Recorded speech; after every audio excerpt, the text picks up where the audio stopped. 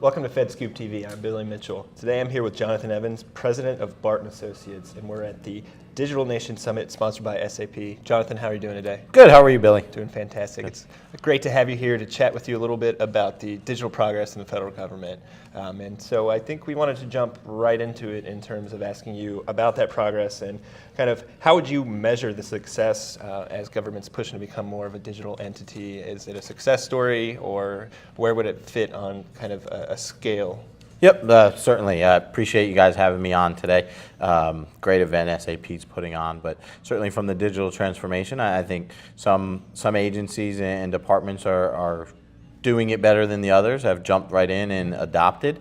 Others are still in that process. So I think with technologies such as SAP and some of their SaaS solutions, there's many early adopters, and as with any technology, there's some adopters that are behind, but many great technologies out there across the federal government and certainly open source. So as they move towards those products and adopt that digital transformation and the ability to integrate more and more technologies together, I think we'll see the government come full circle into that digital transformation. Yeah.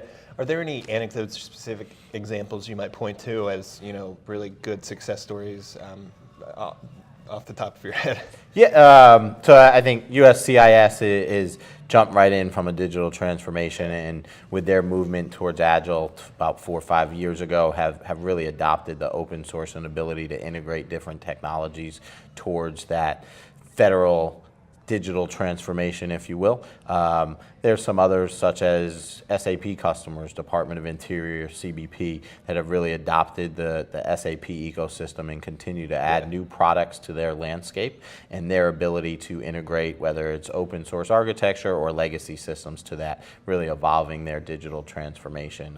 I think as a company, we've adopted that digital transformation as well. We run SAP internally, and that gives us the ability to integrate some of our legacy tools, but to continue to evolve as a company and then bring in things like biometrics, where we can prove that out in our own environment and then bring value to our customers by showing them how they can integrate that easily into their digital roadmap. Yeah.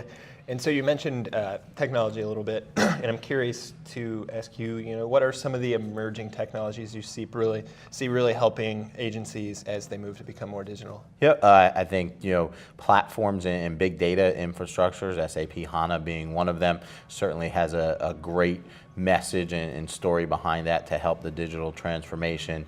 Biometrics becoming more and more popular. NEC seems to be the market leader in the biometric space right now, and has a number of early adopters that putting it on platforms like SAP, as well as open source architecture. So between the technology of companies like SAP, NEC, Red Hat has a lot of open source solutions that we're continuing to adopt, and actually integrating all three of those companies together, and some of the pilots we're putting forward for our customers to try to continue to add value and bring them forward in the digital transformation. Yeah. And so today we talked a little bit about the successes and kind of where the government has come from, but as they move forward, I'm kind of curious finally what the challenges might be that might inhibit them from getting there. Yeah, no, I think certainly coming full circle, I think continuing to maintain, and then once you have that open architecture in place, continuing to stay on top of new technology. So what was the traditional O&M model where you continue to operate and maintain for years, now with open source architectures, you have the ability to change and have the flexibility to change. So continuing that speed of transformation as companies like the SAPs of the world continue to put new technology out there. It's more flexible than what was the traditional model where you continued to maintain it for a number of years. Sure. Well, Jonathan, that's all I have for you. It's been a pleasure chatting with you. Yes, pleasure. Thank you very much for having me. Thank you. I'm Billy Mitchell of FedScoop TV. Thank you for watching.